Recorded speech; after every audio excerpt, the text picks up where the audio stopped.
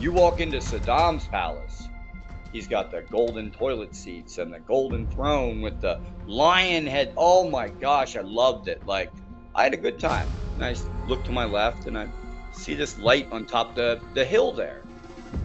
And it's shining like this light on the ground, on like the forest area on the mountain that we're looking at. And I'm laughing. I'm like, oh, Mom, it looks like a helicopter, it's the cops. They're looking for somebody. I started joking around. And as soon as I started joking around, it went from up on top of the hill for where we were looking at it to like directly above us within like seconds. I was 7 years old. I was laying in my bed. And there was a snake. And this giant cobra-looking like snake comes up and looks at me and just... I don't know, I snapped, freaked, screamed, and my parents ran in and it disappeared. And I was like, okay, did I imagine it? Was it a figure of my imagination or something? Then, years down, other stuff started happening. The people that rented the house that we used to live in Millville, they were going to the bathroom, they were going up the steps to the bathroom. Huge guy, huge muscled guy, going up to the bathroom, runs down and just screaming out my door. And I'm like, what the hell just happened?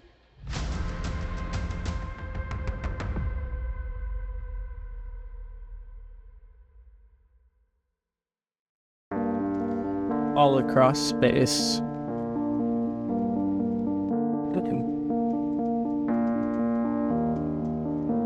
All across time. Mysteries that we can't understand. Dude, this is a fucking drone, bro. There's a whole fleet of them. Look on the ASA. My gosh. They're all going against the wind. The wind's 120 knots from the west. Look at that thing, dude.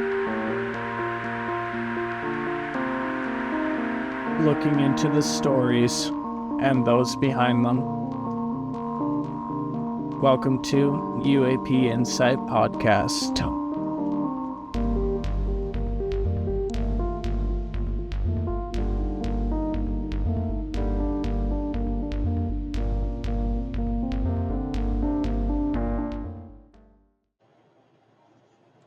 Hey everyone, welcome to a new episode of the UAP Insight Podcast.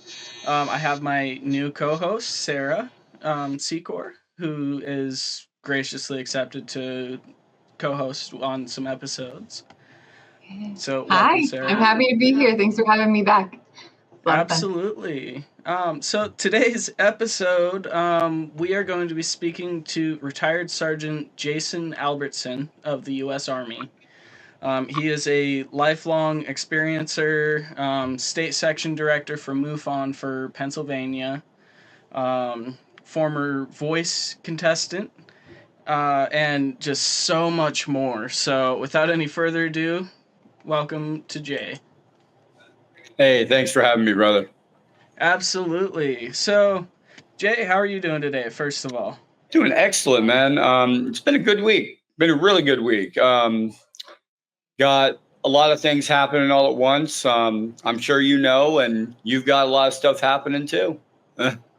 Yeah, absolutely. So, first off, just kind of tell us a little bit about who you are. Sure. I am a lifelong experiencer. I started out when I was 7 years old, 6 or 7 years old. My father had us living in this haunted house that was, well, he didn't bring that up until the end, I'm their terrified child of these things coming, seeing faces from the windows and, hearing like little like children laughing or something, or, seeing a children's face in a window or something, it was really strange there. They always used to tell me that I was a hard child because they couldn't leave the room at night. Was this by like the Appalachia Mountains in that area at all? No, actually, this is off small town, rural, like 500 people. Everybody knows each other.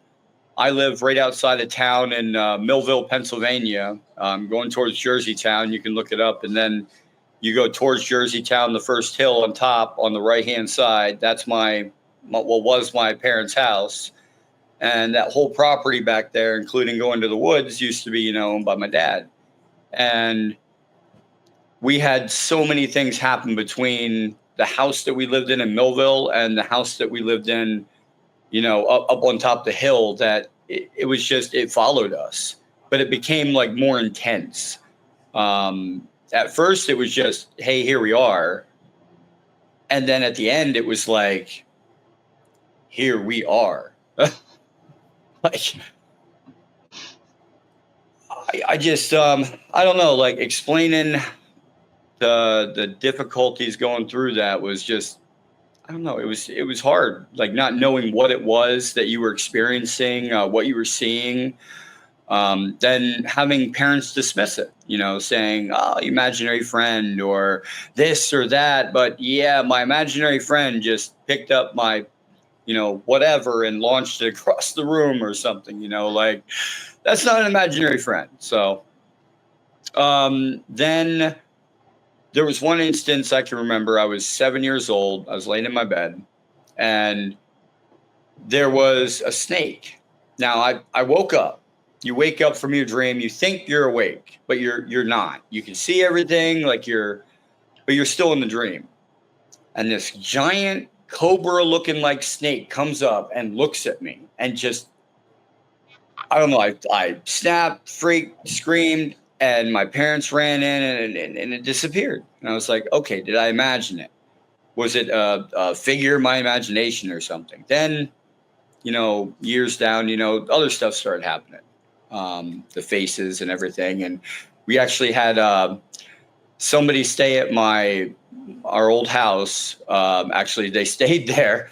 And I got a story for you. Was the people that rented the house that we used to live in Millville, they were going to the bathroom. They were going up the steps to the bathroom. Huge guy, huge muscled guy, going up to the bathroom, runs down and just screaming out my door. And I'm like, what in the hell just happened? He goes, you didn't hear that? I just got pushed up the steps. I'm like, what? He got pushed. You're like, yes, it happened to somebody else. He was like, some big, I don't believe in nothing, I'm just, goes upstairs and gets pushed up the steps and runs out crying like a baby. Like, wow. But then we moved up to the house up on top of the hill. And now nobody really sees albino deer. They're white deer, pure white. And if you do see them, you see them like one, maybe two. Okay. Not very many. So we're up on top of the hill. And I remember the day before this incident happened, we were looking out my porch, and we have a glass porch all the way around. You can see out. We like to watch the thunderstorms come in from the mountains and stuff behind us. And we're looking out at the mountains and everything. And, we're looking and we see this herd of deer come in. There's like 4 or 5 white albino deer in this herd. I'm like, wow, that's just strange. So we took pictures, a lot of pictures. And my dad, unfortunately, has them, or else I would have had them on the screen. But then the next day, I can remember it like it was yesterday. It was 6:30. I was 16 years old, and my dad had one rule in the house. And I was a smoker at that time. And my dad had one rule. I will allow you to smoke if you don't smoke in the house, period. Don't smoke in your room. Don't smoke in the basement. Don't smoke in the bathroom. Don't smoke anywhere. And I'll allow you to smoke. Smoke outside. I'm like, okay, done. That's the only rule. Done. I'll smoke outside. 6:30 comes. My mom and I go outside to have a cigarette. It's 6:30 because we can see the clock on the porch. We're walking out. And I look to my left and I see this light on top the hill there, and it's shining like this light on the ground on like the forest area on the mountain that we're looking at. And I'm laughing. I'm like, "Oh, Mom, it looks like a helicopter. It's the cops. They're looking for somebody." I start joking around, and as soon as I started joking around, it went from up on top of the hill for where we were looking at it to like directly above us within like seconds. I just remember like this. It was a beam of white light, but it didn't hurt my eyes. The only reason I had to put my hands in front was because it was so darn bright. But at that point, we didn't remember much until I went through Dolores Cannon's method for going through regressive therapy when dealing with traumatic events like that, when you're trying to bring back memories. And it worked. I got fragments back from that.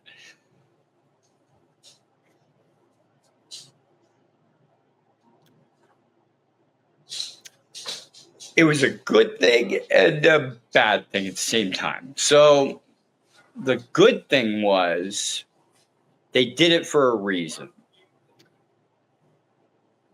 The bad thing was they made a mistake in the beginning with me and my mom. Hold on.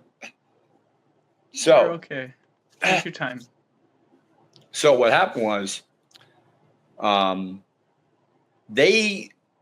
the beam that they were using was determined for animals, not for humans, intellectual, species. So they used the wrong thing on us. They hurt us by accident. But the good thing was, and this is where the memories came from, the good memories of what they did, was that I remembered that I was on a table, but it wasn't a table. It was see-through. I'm sitting there. I'm knocking on it. I'm like, it is here. I'm sitting on it, but I'm not on anything. Like, I don't know what I'm on. I'm in a room and I'm on this platform that's like floating without anything under it, and I'm like, what am I on? And I look and I see the hallway. And I see a light coming from the hallway, and I'm like, it's a dark room. I'm like, all right, well, I'm going to just drop off of here. I'm going to just go around the corner and just peek and see where I'm at.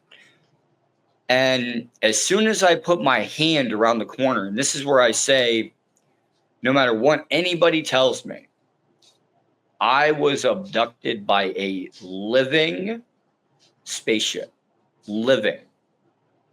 I put my hand around the corner, and it was like putting my finger in my mouth, feeling that saliva, that juiciness, that squishiness on the outside of this. Like it was like living. And I go around the corner and I look, and I see my mom at the end of this hallway, and she has these two little beings next to her holding her hands. And she goes down this elevator. And then I remember me getting pulled back into the room. And then that's the memories that I was left with. But it changed my feelings on a lot of things as far as the world goes, because what happened? Like, I didn't get these memories back right away. It was years of therapy. Can I ask questions? Go ahead. Okay, so well, my first question at first was like you said living thing, and so that's helpful that you described it as like the saliva and moist. It was alive, yes. It talked to me mentally. So did it feel like, was it cold, or was it more like a warm, like you would have like a finger in your mouth and it feels warm? More coldish. Yeah. More colder. And then was there any smells or anything that you remember other senses wise? Just that it was like this, I can't quite put the smell. It was like a pungent smell, but it wasn't like I can't put the smell if I could put it in a way, but it was, there was some kind of like aroma in there, but it wasn't a good aroma. I could say that. It was, really maybe like a gassy type of, and kind of hard to like breathe through it or something. Like, did it kind of hit your sinuses a little bit? Yeah. Like, Oh yeah. Like almost breathe. like getting like somebody took pepper or something and like got you in the, like you accidentally, had pepper on your nose or something. Yeah, like it punched you, like then. Oh yeah, really bad. Yeah. And then my other question was, so as far as the beings holding your mom's hands, so like at first I want to just imagine, cute things like holding on to your mom in admiration, essentially. But then you said it took her down in an elevator. So like, I mean, how, like, number one, what did they look like? Number two, what was like the energy between them and your mom for that moment that you saw them? It was the typical grayish being, light, really light gray, with like the circular eyes that came back, and it was the classic. But it was like when I had gotten the communication from the actual living spaceship that I was in, when I got these memories back later on, it had told me that those beings, when I was in there, those beings were just, that was its like antibody system. Like that was its I don't want to say slave, because it's not like that. They're not like that at all. It's like they're helpers inside the ship. They are inside their living spaceship. They help with whatever it needs. It's a living organism. The caretakers. Yes, the caretaker. There you go. That's a better way to put it. They're like the caretakers of that space. And that space, as long as they take care of it, it will take care of them, whatever need be. Because you have to understand, if going through space, you either have technology or you have something, a combination of the two, of technology and organic. And if you do, then you have regenerative technology that can do on the fly repairs while you're going through space. You don't need anything else. Yeah. Did they seem friendly to your mom? Like, was it? Oh yeah. I mean, yeah. It was more like, we're obeying, we're doing what we need to do to help out. That's why they were there. It was like, they didn't really show much emotion. They were there. I saw them for a few seconds, maybe, and then they came down. They came down the elevator. Yeah. So one question I have is, when you mentioned that it felt like that slimy type of feeling when you're kind of peeking around the corner, what did the actual like hardness of the material you were peeking around feel like? Was it more spongy, or was it like a piece of plastic or wood or something? Spongy. I'd say more spongy, like with it's like the outside was spongier, and then when you tried to like squish, it would get harder as you went down trying to squish into it. I don't know if that makes a lot of sense, but yeah. Kind of like a non-Newtonian fluid type of thing. Yeah, yes, where yeah. The harder you press, the more it compresses. And that's exactly what it felt like to me when I was going around the corner.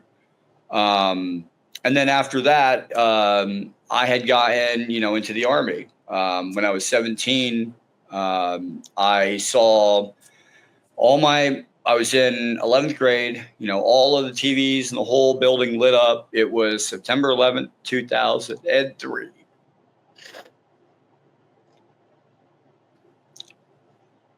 So, September 11th, 2003, worst day ever. 2003 or 2001? Or 2001. Was it 2001? Man, I got the names mixed up. But anyway. It's okay. Anyway, but yeah, so 2001, all the lights come on, all the screens come on inside the classroom. We thought it was a movie at first. Me and my buddy Wilson Strauss, sitting next to me in computer tech class, and yeah, we just I went, and that was just a wake up call for me. I was like, I can't let this crap happen. I was like, all right, well, I'm gonna do something about it. If I can do something, I'll do it. So I joined the Army. I went right in. Went down to the recruiting station. Long story short, I went in.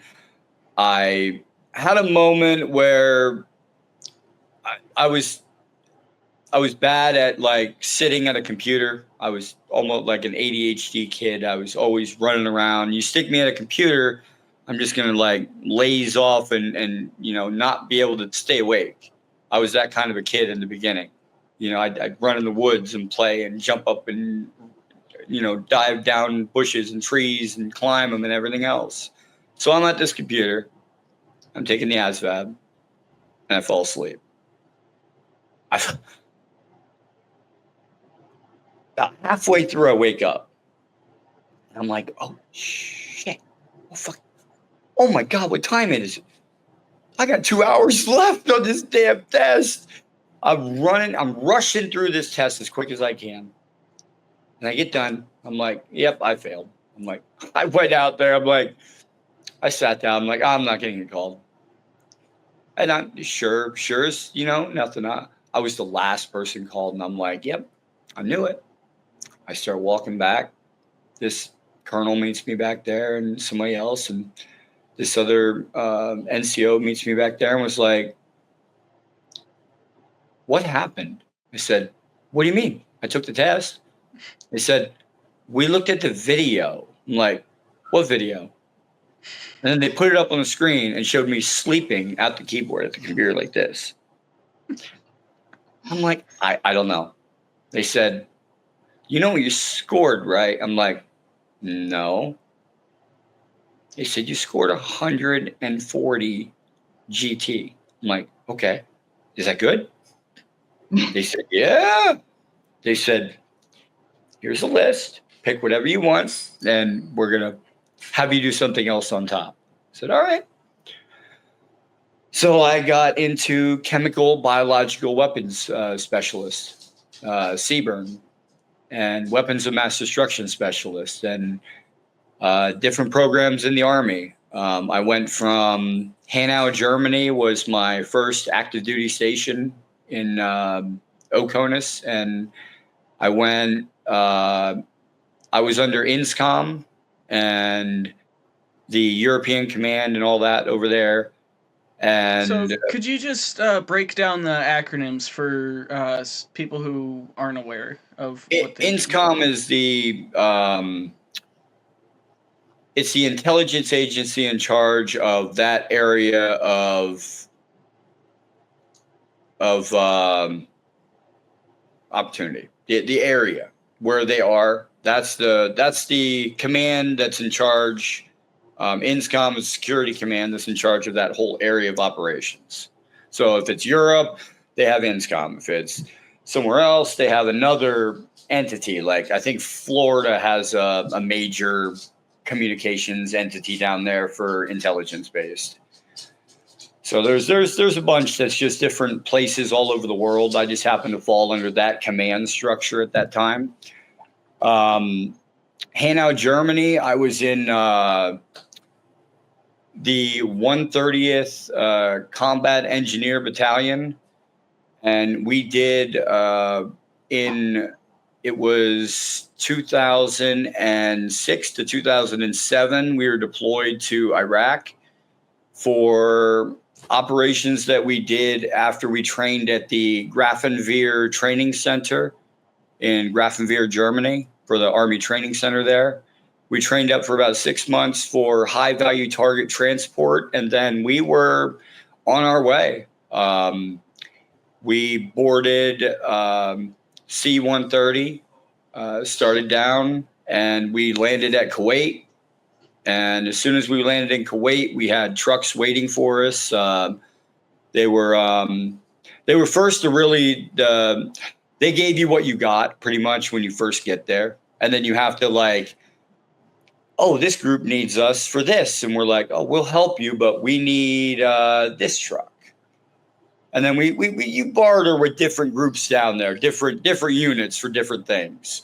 You know, our command team, you know, every command team has their limit on what their budget is for their group or what their mission is, and they have to go with it. But we were fortunate. We had a great command team that got us everything we needed. The best trucks, equipment that we could ever get. We had no injuries. Well, no, I can't say that. We had injuries, but no KIAs. Nobody was hurt to a point where they had to leave and not come back into the action. It wasn't to that point. We were good at what we did. We did convoy escorts. We did pothole repair. We did, you know, high value targets. You know, we did high value transports, route recon, everything you can imagine a convoy team did. Our colonel, which was Colonel Kula, and Command Sergeant Major Bucksbaum, great people, wonderful. So in Iraq, we did. I was involved in a couple programs that were SAPs, not unacknowledged. So when I say SAP, they are a program underneath of another program, underneath of another program, underneath of another program. Well, I had general access over this program. And it was the main thing that we did, which I won't say the system, but it was an IED signal defeater system. Pretty much it would interrupt any signal within a quarter-mile radius around us. Nobody could, you know, get the drop on us. They would have to command wire, and if they're command wiring, we see you. So it's not that's what I did. Trained by the Navy. It was actually the Navy's technology that helped us with that.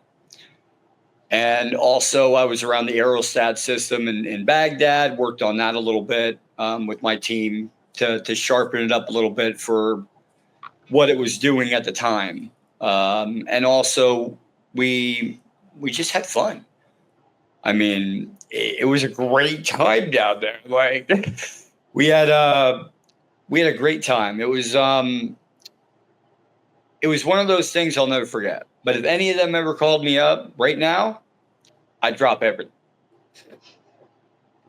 Yeah, that's the sign of a true American right there. So going back in on that, so I know you mentioned the aerostats. So are you basically talking about the aerostat balloons that are used for like intelligence, surveillance, and reconnaissance, that sort of thing? Yes, one of the pictures that you could show is of me and my team, and there's a building behind us. That's actually the palace structure right there. The aerostat system is actually right out of that. That's right out of Baghdad. We were doing high value transport, which was actually our colonel was going to a meeting down at the palace, and we had kibosh to go wherever we wanted to go. We could walk anywhere we wanted. You know, we walked in the palace, you know, saw it, you know, you could just imagine, okay, walking into this palace. And you imagine you walk into some place here in the United States, you see all these crystal chandeliers and everything, and you're like, oh, they're nice, but they're all fake. They're all fake crystals, right? You walk into Saddam's palace. He's got the golden toilet seats and the golden throne with the lion head. Oh my gosh, I loved it. Like, I had a good time. Like, it was fun what I did. And it was life-changing for UAP, you know, my overall understanding of UAPs, because there's a lot that is just out there. Yeah, absolutely. So, as a prior abductee going through the Army, how does that affect you while you're serving? Just knowing something weird happened and it's very hard for you to speak about it with anyone. Yeah, that's I what I was going to ask too. Like, did you tell them that? Did you talk to these people that you were so close with? Like, how did it, exactly what I was wanting to know. Yep, I did not say anything. Nothing. To the doctors, to anybody that ever asked me, it never happened. Because I knew at that point when I was 16 and that happened to us, and my mom to this day will still tell you she remembers it, vaguely, but she remembers what happened. And when we walked back inside from that experience, and she stared at this clock for like a half an hour. She stared at this clock. I'm like, Mom, what's wrong? She goes, we went out at 6:30 and now it's 8:30 and we had one cigarette. How is this possible? I'm like, I have no idea. So we had 2 hours of missing time that my mom had seen when we were walking in. So it's like, it's hard to get it out. When me and my mom put the word out, right when we, I contacted, a UFO agency. They never got back to me. And I took that as a sign saying just move forward and just go about your day, because nobody really cared about it at that point. And how shitty does that feel though? Like this Really crazy groundbreaking thing, and like you feel like it should be on the news, right? But like you can't even get a call back. It's crazy. Really bad. But Yeah. I didn't take it as, a bad sign. I took it as, okay, just forget it. It happened. Maybe it was nothing. And just because at that point in my life, when I was 17, I didn't have these memories yet. Yeah. So did you start recalling your memories after you left the service then? What's that? Did you start recalling these memories after you left the service, or did it start while you were still in? It actually started after I got out. When it actually started with MUFON. When I started with MUFON, in the beginning, right when I got out, I was like, well, what can I start doing? And I started investigating stuff, and then started gathering equipment and doing investigations and going ghost hunting and doing different things. And MUFON actually led me to the Dolores Cannon method, where they were showing how to do the hypnotic regressions and getting these memories back. So I went through that and I got bits and pieces, and nothing's like substantial, like a movie, but it's like just bits and pieces of little fragments that I have. But other than that's pretty much it. So can I ask you something? So I have also had a lot of experiences with ghosts, right? How do you feel? Like, what do you think the relation between the ET encounter, the UAP encounter, and all of the ghostly energy that you experienced as a child? Like, what are your thoughts on that? I think they're dimensional. They're always here. It's like they're shifting in and out of vibrational phases that are unaligned with ours. Right now, they're unaligned. Mm-hmm. You can't see them. Then when they are into the phase that they need to, they can either be here and you can see them, they can be here and you can throw a rock and hit it, or they could be here and you can throw a rock and it goes right through it. It's the materialistic side of it, like the material itself that they're using. If it's a living craft, it can change its vibrational frequency at will. Yeah, that's absolutely insane. I mean, just trying to wrap your head around that. I mean, especially, to someone who hasn't spent a lot of time looking into this subject, hearing that from, a firsthand experiencer such as yourself. I mean, that's that's a lot to take in. Well, and the main thing that I took away from it, though, at the end, was they didn't mean any harm at all. It wasn't a threat. It wasn't anything like that. They were just looking around. They were curious. That's it. They made a mistake. They fixed it.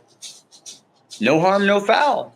I mean, yes, I still have bits and pieces. I love to remember all of it, but at the same time, it's like, do I want to remember all of it? Yeah, absolutely. So let's move forward a little bit. Yeah. After you've, returned to the States after doing your tours, I understand Fort Bragg. you received a presidential commendation for volunteer service award. Yes. That came actually later on in my career. I got that from President Obama. When I was, let's start when I got back to the States. So Germany, we finished our deployment and then went back to Germany, and I was in then I transferred to the Wiesbaden Army Airfield over there. It was almost like you do 3 years tour duty and then they want to send you somewhere else. Well, I wanted to stay in Germany, so I found another unit and I stayed another 3 years. Then, so I was there 6 years. They said, we're fed up with you, Albertson. You got to go back to the States. I'm like, well, all right, fine. So I picked Fort Bragg, North Carolina. And there I was with a great group of guys there too, with the Chemical Battalion, learned my trade all over again. And then I went down to the 204th MI Aerial Reconnaissance Unit out of Fort Bliss, Texas. That was the last unit I was in, and great group of guys. Excellent. Down to the core. We had the I actually have it written down here because I even forget. We had the geospatial systems and the Vader systems on top of rail system platforms on our planes that we used for surveillance in South America. And that's pretty much where I got started in when the Presidential Volunteer Service Award came in. I wanted to do something else, and I knew it was getting at the end of my career, and because they had told me that you're injured. I was like, yes, I'm injured. I've got a knee injury. I can't run no more. Don't mean I can't serve. I can do something else. I can go in the field still. No, Albertson, you're broken. I'm like, oh, fudge. So I'm like, all right, so what do you want me to do? They said 2 options. We'll let you stay in, but you're going to be on the desk. Or you can medically retire and get out, and you'll be collecting paycheck and everything else. I said, I don't want to go on death, so I'm going to medically retire. So that ended my career down there. But before I did the what was it? The military to school program, which was, we had all the kids down there were always afraid of like the military walking around and, on the streets. And it was El Paso. We're like a rock skip away from the border. I could throw a rock and go over the border where I'm at. And they were all afraid of us. So I was like, we got to fix this. So I created a program to where it's still running today, to where the units will rotate and they will send soldiers in uniform to the schools, reading to the children the poems. They go there for Poem Week. They'll go there for Dr. Seuss Week. They'll go there and they'll read poems and books to the kids. Make them more familiar with the military and less afraid of us, like they do with the police. So I created that program down there. I didn't want anything out of it. I didn't want anything out of it. I was getting out. This is my ending of my career. I was like, I'm just going to end it with something really good, here, this is the program I want to end with. And I, started to get out, and they were like, you're not going anywhere, Albertson. I'm like, what do you mean? They're like,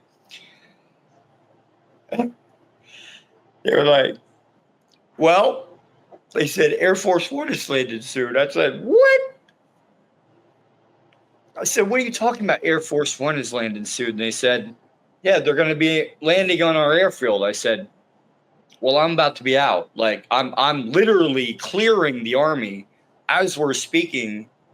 And he's like, no, you need to come with me. And I'm like, well, I thought I was going to get the award when I left the unit, not right now. And he said, my leaving the unit award, that's what you get when you leave a unit. You get this award when you left the unit, all the stuff you did. It could be like an AM or RCOM or, something like that. But rarely it's a Bronze Star or anything higher, because you'd have to do something pretty good for that. All right, I lost my train of thought. So Air Force One was yeah. That's how I got the award, though, was I created that program down there. He literally flew down on Air Force One, stopped at our airfield at 204th MI Aerial Reconnaissance, and presented me this award. Beautiful. Like I couldn't have asked for a better person to do it either, because no matter what your politics and all that, he seemed like a really down-to-earth guy when I talked to him. So, I mean, that's just for my opinion. But other than that, that's after the 204th, then I got into after I left the unit, I got into MUFON and started exploring more into UAP, started doing more. Then I created, I'm the owner of the Galactic Family Podcast on YouTube. I like to push people's stuff out. We've had, a bunch of great people on, and I'm hoping to keep that going as well. With collaborations, with Ray and everybody else I know, in the podcast world, get more of the UAP topic out there, of the stuff that people need to know, not the stuff that people are just, let's throw that out there so they look at this instead of looking over here. No, we're going to be looking over here. Yeah, absolutely. And that's the way to move this topic forward is, get away from the large voices that are telling you what to think, and instead just put out, ground level stories and let people think for themselves. Yeah, exactly. And then I met, just a great group of guys, Zach, Sarah now, a bunch of people that are getting into this topic that are helping push this along. Yeah, I mean, if somebody is not going to tell us, we can tell them, we don't need to wait for somebody to tell us what's happening when we're actively experiencing things. We can say that. My ears keep ringing so bad right now, but it's up to us for sure. Yeah, exactly. So take us through your journey through MUFON. So day one, you go on, you take their field investigator course, and you begin to shadow along with a field investigator. Is that correct? Yeah. Well, actually, no. Not at this point. I actually started off with the chief investigator of the state actually being under, like helping me. Because we didn't have anybody in this area for MUFON. So right when I got into it, there was nobody to job shadow me into it. So I began right away as the field investigator for the area. I had to learn as I went in the beginning. Usually 99% of the time you will have another investigator, but it's just rural area in Pennsylvania in the middle. They didn't have anybody to cover that area. And then once you take the field investigators exam, like you said, online, or, you can get the book and you can actually have a hard copy of it, which I did. Then you start off, you have somebody under, or you'll be under somebody. They'll train you. You'll go up, you'll take that position. They'll go off to the next position. It goes up and up and up. Right now, I have this section of Pennsylvania with the Section 3, I believe, if they haven't remapped it again. But it consists of 10 counties, and it's pretty much in the middle of Pennsylvania. And then you take that middle of Pennsylvania and you go up. And all those counties, I'm pretty much in charge of. If any UFO reports come in, we investigate. I also have a field investigator that works with me that's under me now, since I moved up to the Section State Director. His name is Mike, and he's down in Bloomsburg, actually. And he works as the field investigator under me. Awesome. Yeah. So let's kind of dive into MUFON. Since you started investigating, what do you think has been the most compelling case that has come across your desk? Most compelling was up in Walpole, Pennsylvania.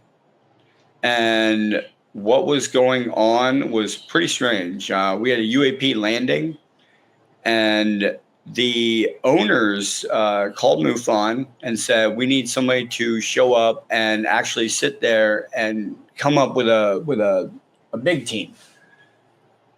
So it was me, my field investigator, and it was the one of my friends actually came up with me as well. I took him along because he had like Indian in him.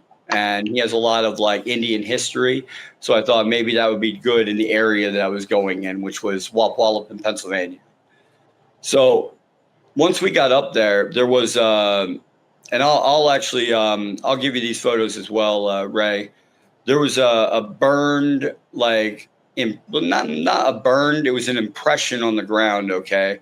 The lawn had been mowed a week ago. The driveway comes down, and it goes around the outside of the house onto the back, and he has a pond off to his right. Down, if you go down to the bottom of the hill, if you look off to the right, there was this impression on the ground. It was a pressed-in impression with 3 burned circles in the middle. One was, I believe it was 12. It was like, okay, if you think of Mickey Mouse, how the Mickey Mouse head is, it has just like the big head and 2 ears, This was a big ball that connected to the outside circle that was pressed down. And it was there, and then there was another one here and another one here, and it lined up. And I'm looking at this thing, and I'm like, wow, this is strange. So I've got my arms over it. And I'm sitting there, and I'm messing around. I dig up all the soil samples. I put them in like containers and everything, just like we're taught. And we found a whole bunch of stuff there. There was, as soon as it made it into mainstream, when Ancient Aliens had picked it up, it was Ancient Aliens season 19, episode 5, the MUFON files. I was the second episode in Walpole, Pennsylvania. We had Nick Pope and Travis Taylor come up and investigate as well. And they as well said it's very mysterious to have the burn marks were sent to the lab in MUFON that we had in Missouri.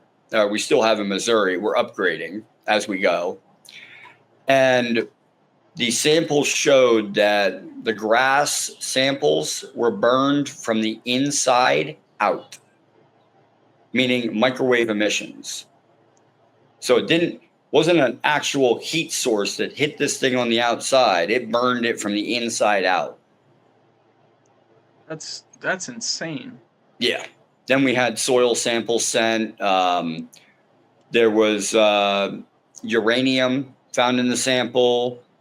We had high levels of thorium, which is from Jurassic coal when you burn it. And you see the smoke plumes coming from the coal plants. 90% of it is filtered because they have filters in there.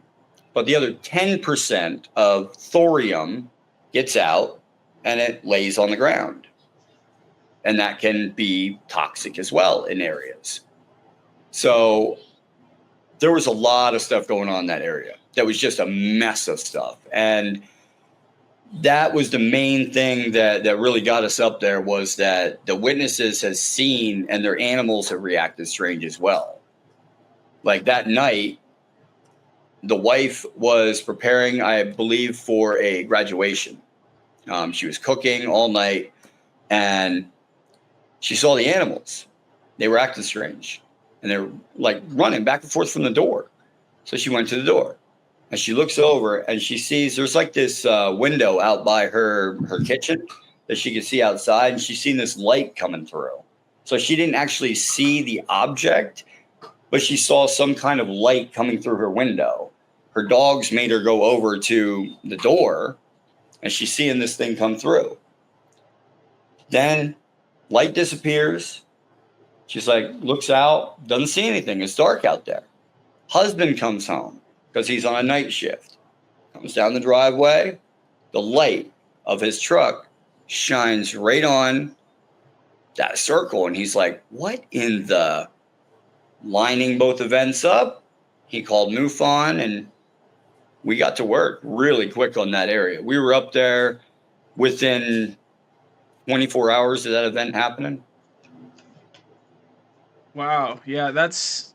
No, from what I understand about MUFON, if you can get to any event within 72 hours, that's ideal.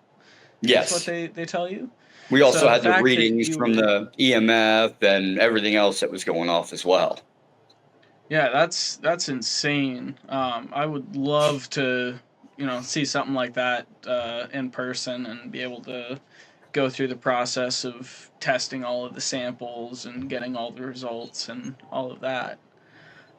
So tell me about the day that you find out that Nick Pope, former Ministry of Defense UFO desk guy from the United Kingdom, and Dr. Travis Taylor, was the chief scientific advisor for the UAP task force, as well as a member of the team down at Skinwalker Ranch down in the Uinta Basin.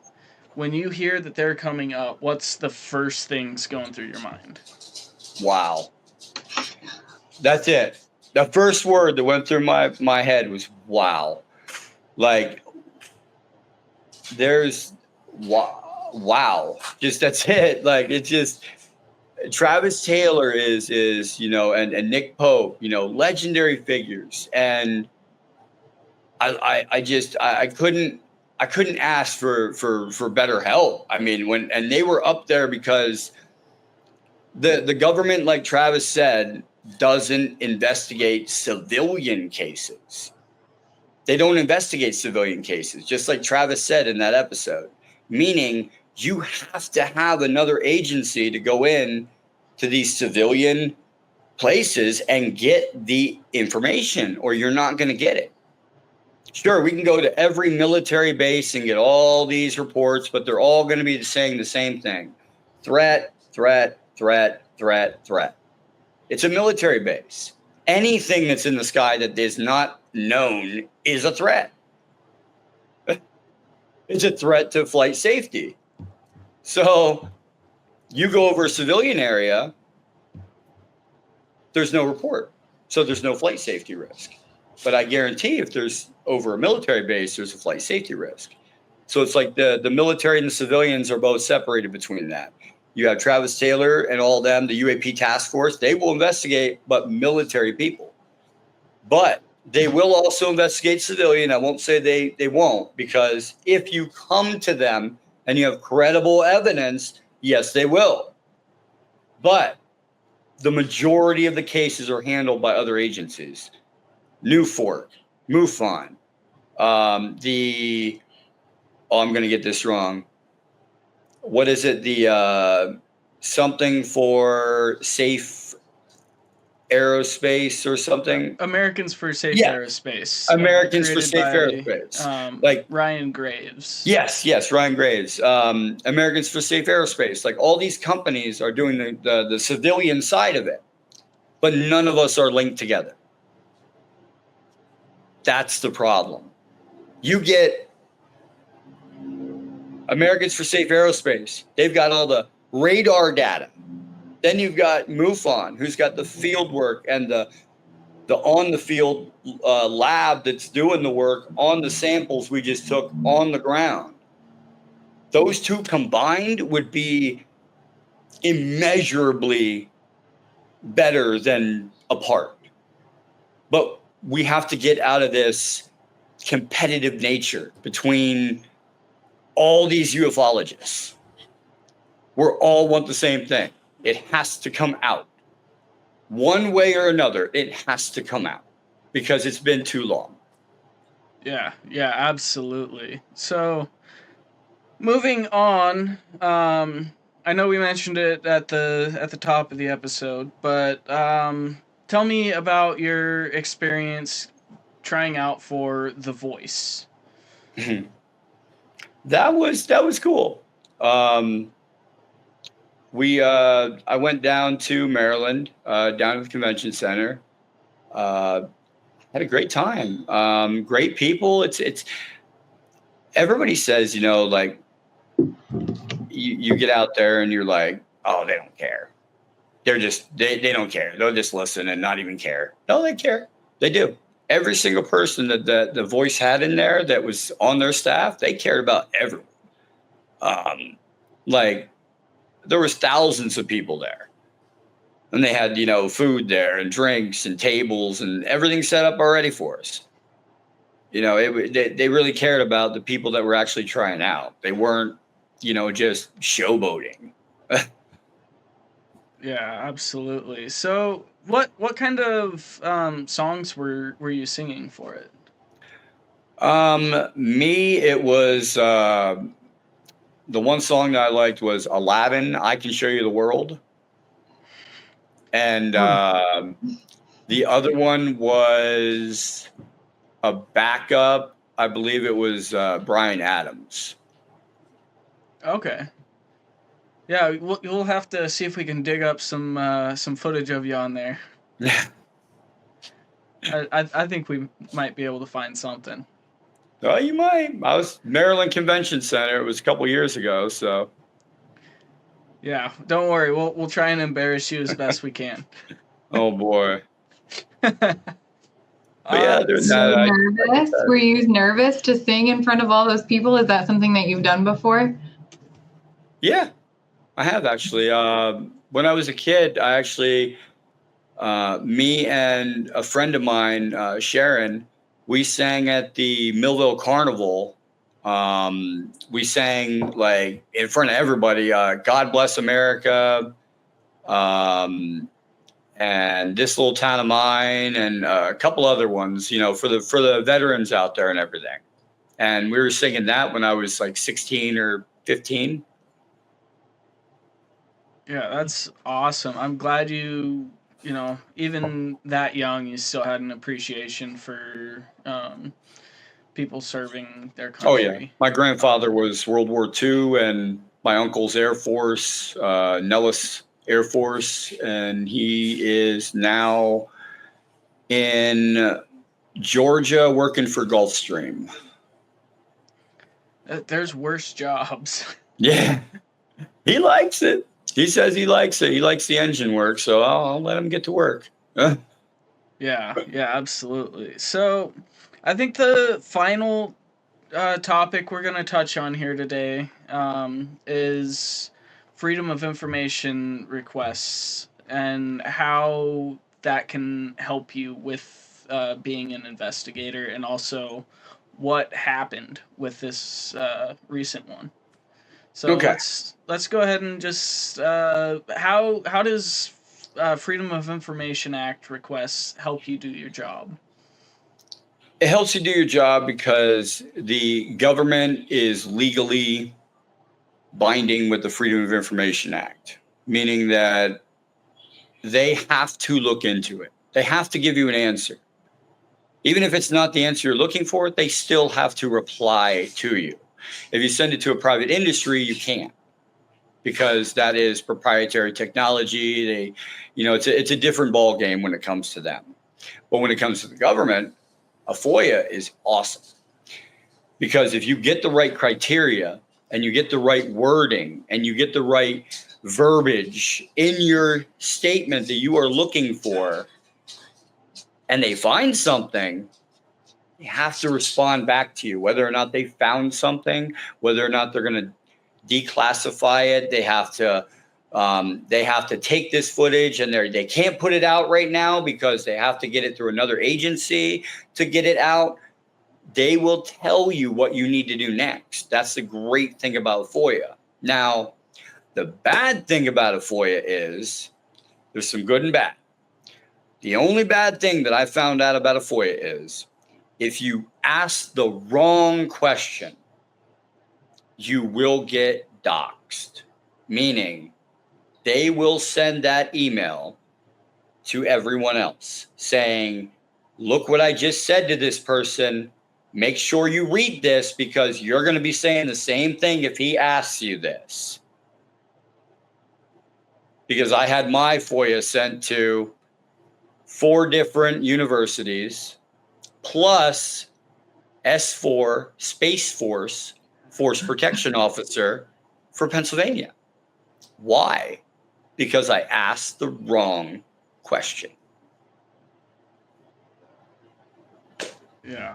It's crazy. So, yeah, no, I think that's horrible.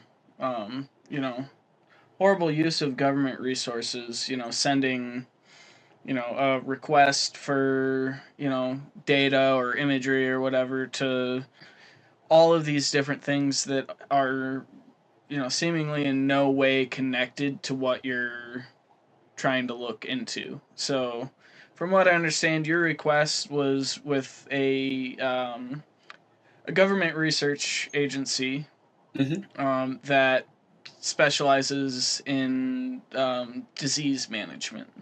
Yes. Research. So that makes me wonder, what possible motive could they have to forward that on to the Space Force? The universities I could understand, because maybe they might have something that they can share with you. But the Space Force, personnel protection agency, that doesn't make any sense to me. Yeah, and I looked at it, I'm like, Space Force S4 Force Protection Officer for PA, and I'm like, what? Yeah, so I'm not entirely sure why they would, send it that way, unless there's something there that they would like to, kind of beat around the bush with. Well, I have, there's different ways to go around that, because if a FOIA doesn't go through, you can always go to an outside source, and that's what I'm doing. Yeah, awesome. So, as we're bringing this to a close, I figured we'll just kind of ask some random questions. So, Yeah. Sarah, is there anything that you'd like to ask? Yeah, I'm kind of curious, like, what do you want to see change with UAPs, with disclosure? What do you want to see change just in a basic understanding in the coming year? Like, what would be most important to you? The most important thing is for, like I was saying a little earlier, would be the collaboration. We need to get more people collaborating on this subject to push it forward. Because if we don't, it's just going to be pushed back down where it was the last 80 to 100 years. We didn't get anything then. If we want something, we need to push for it. And that's why I'm calling for everybody, collaborators all around. Ray, me, anyone. We need to get it out. Yeah, absolutely. Yeah, absolutely. And one thing for all of my first-time guests, there's 2 questions that I always ask. Question number 1, what is your favorite food or meal? My favorite food, well, shoot, at this point, it's Taco Bell. No. Favorite food I'd have to go with is lasagna. Lasagna, awesome. Do you get the extra meat or Homemade. vegetarian? Homemade. Homemade. Okay, awesome. And the other question is, what is your guilty pleasure dessert?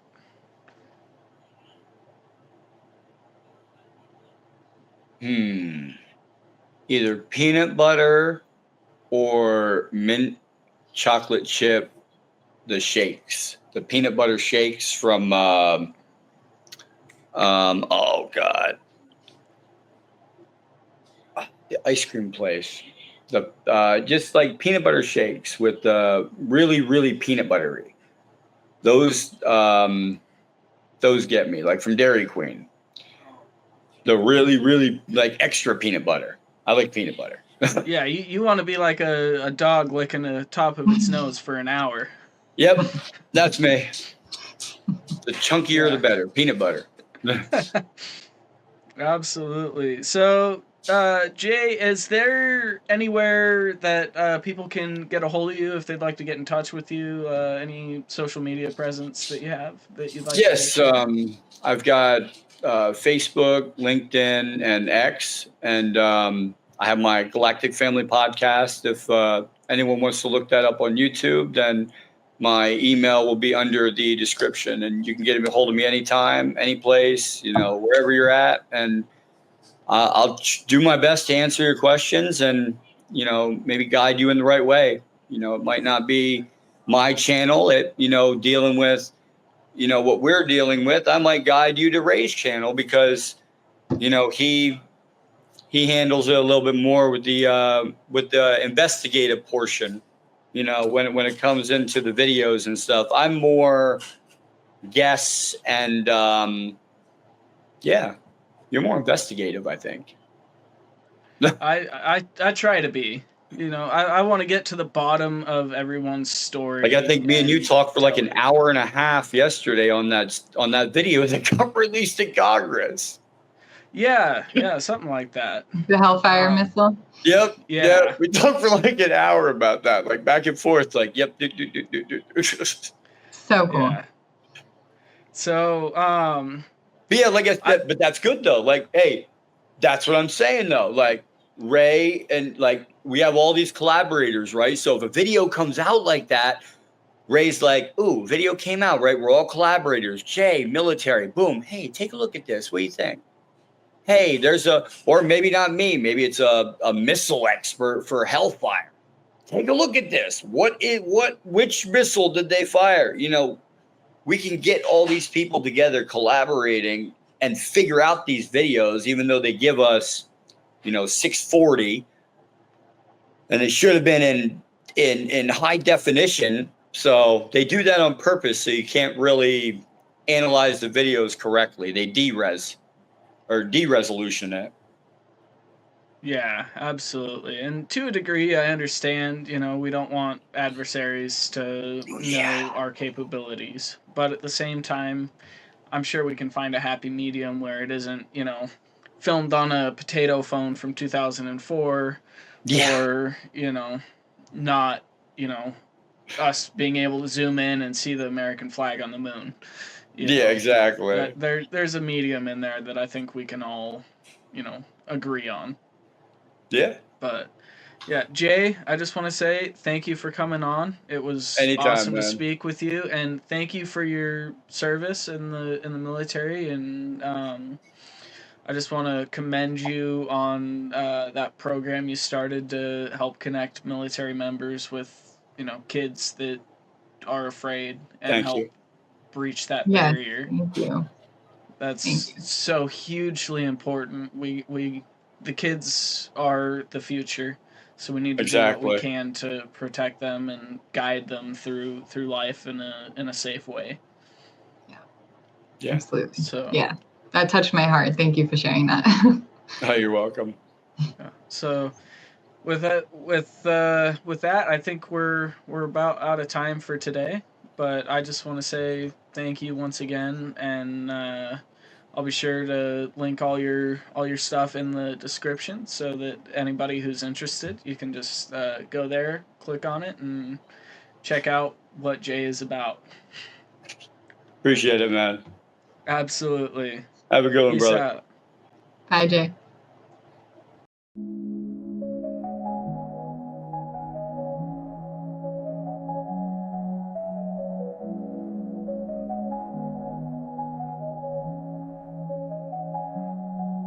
In the shadows of Yemen's coast on the moonlit waves, a glowing orb dances, defying the graves. Reaper drone circles, eyes in the sky. Hellfire launches a streak through the night, but it bounces away like a stone on the sea, unscathed in the air, wild and free. Oh, the Hellfire UAP, released in the halls. Congress awakens to whispers and calls. Ethereal light in the ether it hides, bouncing missiles where secrets reside, floating forever over open seas. UAP mystery tearing the sea.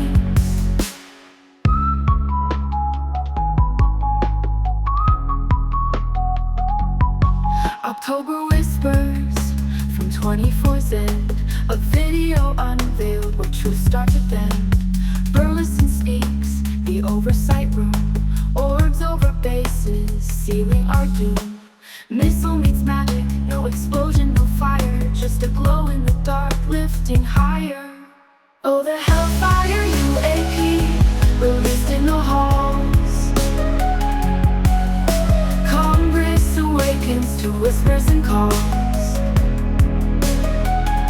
Ethereal light in the ether it hides, bouncing missiles where secrets reside, floating forever over open seas. UAP mystery tearing the seas. Oh, the Hellfire UAP, released in the halls. Congress awakens to whispers and calls. Ethereal light in the ether it hides, bouncing missiles where secrets reside, floating forever over open seas. UAP mystery tearing the seas.